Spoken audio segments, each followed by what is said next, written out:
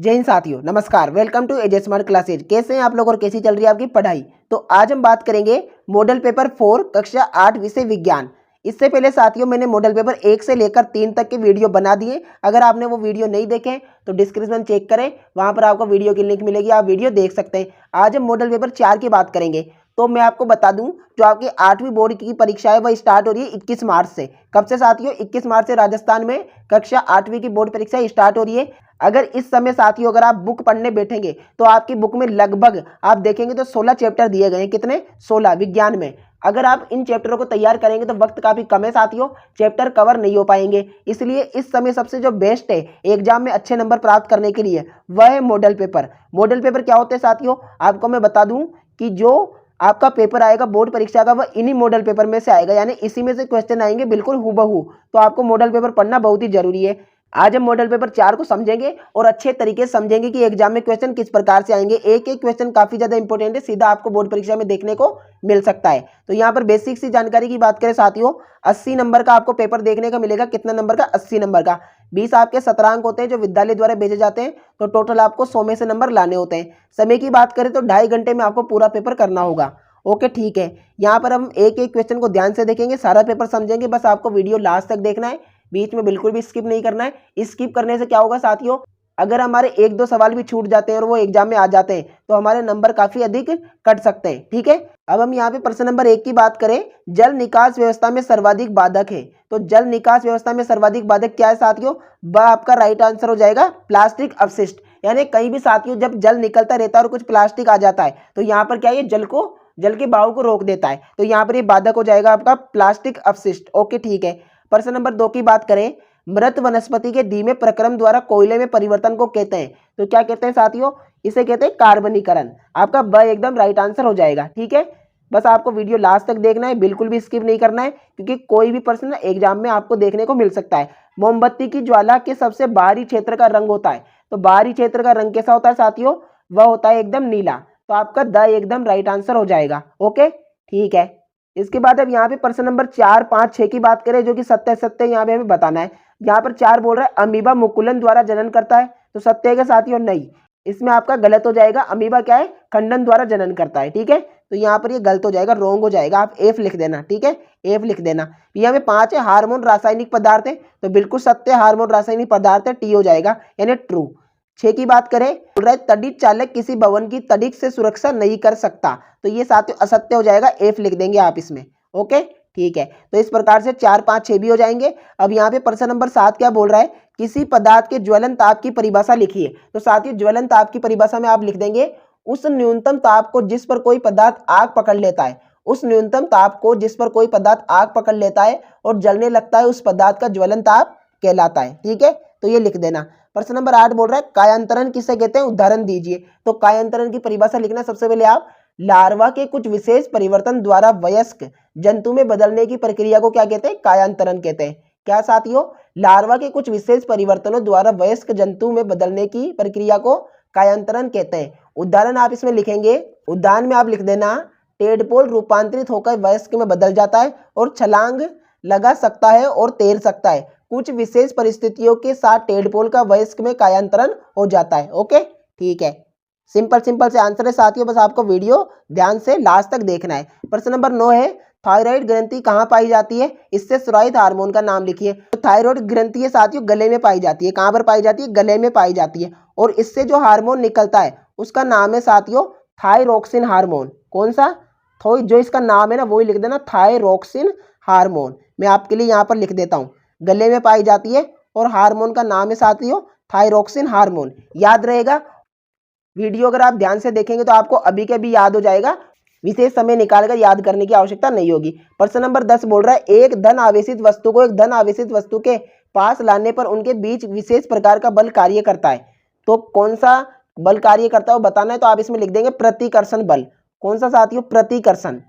ठीक है, कोई भी आवेशित वस्तु को हम आवेशित वस्तु के पास लाते हैं तो कौन सा बल कार्य करता है? प्रतिकर्षण बल लिख देंगे एग्जाम में। ओके, अब यहाँ पर प्रश्न नंबर 11 बोल रहा है, यदि शुक्र सांध्य तारे के रूप में दिखाई दे रहा है तो आप इसे आकाश में किस भाग में पाएंगे? तो आप साथियों इसमें लिख देना पश्चिम भाग में। कौन से भाग में? पश्चिम भाग में। ठीक है, पश्चिम भाग आप इसमें लिख देना। ठीक है। प्रश्न नंबर 12 बोल रहा है सूक्ष्म जीवों द्वारा होने वाली 4 हानिकारक प्रभावों का संक्षिप्त विवरण दीजिए। तो 4 हानिकारक प्रभाव बताने साथियों, तो आप इसमें लिख देना, मैं आपको बोलकर बता देता हूँ। पहला आप लिखना, कुछ सूक्ष्मजीव भोजन, कपड़े एवं चमड़े की वस्तुओं को संदूषित कर देते हैं। ठीक है।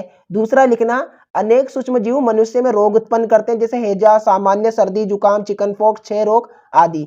तीसरा लिखना साथियों, सूक्ष्मजीव अनेक जंतुओं में भी रोग उत्पन्न करते हैं, उदाहरण मवेशियों में एंथ्रेक्स रोग, गाय में खुर तथा मुंह का रोग। चौथा आप इसमें लिखना, अनेक सूक्ष्मजीव गेहूं, चावल, आलू, गन्ना, संतरा, सेब इत्यादि पौधों में रोग के कारक है, जैसे नींबू में कैंसर रोग, गेहूं का रस्ट रोग। ठीक है, तो ये सभी आप इसमें लिख देना। अब यहाँ पे प्रश्न नंबर 13 की बात करें, यह प्रदर्शित करने के लिए एक क्रियाकलाप का वर्णन कीजिए कि थर्मोप्लास्टिक विद्युत का कुचालक है। तो साथियों आप इसमें लिखना, चित्र के अनुसार एक विद्युत परिपथ तैयार कीजिए, और भी जो सारा जो आपको करना है वो सभी मैं आपको यहाँ पर दिखा देता हूँ स्क्रीन पर, आप यहाँ से लिख लेना। और ये जो आपको चित्र दिखाई दे रहा है स्क्रीन पर, ये वाला चित्र आप इसमें बना देंगे। ठीक है, ओके। पूरा का पूरा क्रियाकलाप मैंने आपको लिए यहाँ पर लगा दिया स्क्रीन पे, आप यहाँ से याद कर लेना। अब इसके बाद प्रश्न नंबर 14 में साथियों में मिलान करना है। तो मिलान साथियों क्या करेंगे, वन उन्मूलन किससे मैच हो जाएगा, यह हो जाएगा वनों का समाप्त होने से, सी से मैच हो जाएगा। सूखा साथियों, सूखा मतलब क्या होता है, वर्षा दर में कमी होना, तो ये तो बी से मैच हो जाएगा, बिल्कुल सामने की सामने। पुनर्वारोपण का मतलब होता है साथियों नए वृक्षों का रोपण करना, ये इससे मैच हो जाएगा डी से। और मरुस्थलीकरण का होता है साथियों उर्वर भूमि का मरुस्थल में बदलना, तो इस प्रकार से ये मिलान हो जाएगा, सिंपल सा, कोई ज्यादा आपको लोड नहीं लेना है दिमाग पर, बहुत ही सिंपल तरीके से हो जाएगा। प्रश्न नंबर 15 में सत्य असत्य बताना है हमें। तो यहाँ पर अब बोल रहा है जीवाश्म ईंधन प्रयोगशाला में बनाए जाते हैं, तो नहीं साथियों, जीवाश्म ईंधन हमें प्रकृति में मिलते हैं, तो यहाँ पर आपका हो जाएगा असत्य, असत्य पे टिक लगा देना। पेट्रोल की अपेक्षा सीएनजी अधिक प्रदूषक ईंधन है, तो नहीं साथियों वो तो बहुत बढ़िया रहती है, सीएनजी तो कम प्रदूषक है, तो यहाँ भी असत्य पे टिक लगा देना। ठीक है, असत्य कर देना। कोक कार्बन का लगभग शुद्ध रूप है, तो इसमें आपका सत्य हो जाएगा। ठीक है, कोलतार विभिन्न पदार्थों का मिश्रण है, तो इसमें भी आपका सत्य हो जाएगा। ओके, ठीक है। प्रश्न नंबर 16 बोल रहा है कोशिका भित्ति तथा कोशिका में 4 अंतर बताइए। तो कोशिका भित्ति व कोशिका झिल्ली में 4 अंतर साथियों, टेबल आपको मैं स्क्रीन में बता देता हूँ, इस प्रकार की आप टेबल बना देना अंतर वाली। तो इसमें आप कोशिका भित्ति में लिखना केवल पौधों की कोशिकाओं में पाई जाती है, यहाँ पे लिखना जंतु कोशिकाओं में पाई जाती है। इसमें लिखना सेल्यूलोज की बनी होती है, इसमें लिखना प्रोटीन, लिपिड व जल से निर्मित होती है, यहाँ पर लिखना मोटी तथा सख्त होती है, इसमें लिखना अत्यधिक महीन व लचीली होती है।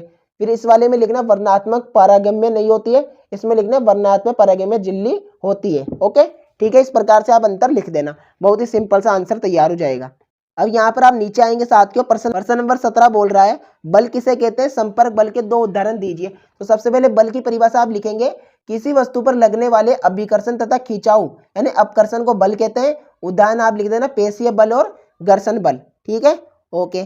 प्रश्न नंबर 18 बोल रहा है लोटनिक घर्षण किसे कहते हैं, ये किस प्रकार घर्षण को कम कर देता है। तो आप इसमें लिखना साथियों, जब एक वस्तु किसी दूसरी वस्तु के पृष्ठ पर लुढ़कती है तो उसकी गति के प्रतिरोध को लोटनिक घर्षण कहते हैं। लोटन घर्षण को कम कर देता है, किसी वस्तु को दूसरी वस्तु पर सरकने की तुलना में लोटन करना सदैव आसान होता है। तो इतना लिख देना साथियों, आपका आंसर तैयार हो जाएगा। ठीक है, कोई ज्यादा बड़े प्रश्न नहीं है, बहुत ही छोटे छोटे हैं, अगर आप थोड़ी सी मेहनत करेंगे तो एग्जाम में आपके बहुत अच्छे नंबर आएंगे। प्रश्न नंबर 19 बोल रहा है आकाश में तड़ित तथा मेघ गर्जन की घटना एक समय पर तथा हमसे समान दूरी पर घटित होती है, हमें तड़ित पहले दिखाई देती है तथा मेघ गर्जन बाद में सुनाई देता है, इसकी व्याख्या कीजिए। तो इसमें आप लिखेंगे ऐसा उनके वेग में अंतर होने के कारण होता है। प्रकाश का वेग ध्वनि के वेग की अपेक्षा बहुत ज्यादा होता है, अतः प्रकाश जब तक ध्वनि की अपेक्षा पहले पहुंचता है, अतः आकाश में तड़ित तथा मेघ गर्जन की घटना एक समय पर तथा समान दूरी पर घटित होने पर भी तड़ित पहले दिखाई देती है तथा मेघ गर्जन बाद में सुनाई देता है। ठीक है,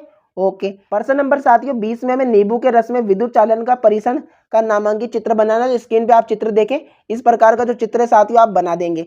और इसके बाद आप नीचे आएंगे तो यहाँ पर सौर परिवार के सदस्यों का हमें पूछा है क्वेश्चन, सौर परिवार के सदस्यों का नाम बताना है साथियों, वही आपके कौन कौन से होते हैं, बुध, पृथ्वी, अरुण, वरुण, तो वो आप इसमें लिख देना। यहाँ पर कृषि के औजारों का वर्णन करना है, हल और कुदाली का, तो इस प्रकार से आप देखेंगे। और नीचे आएंगे ना तो टोटल साथियों अभी तो इसमें 24 प्रश्न दिए गए हैं आपको एग्जाम में करने के लिए।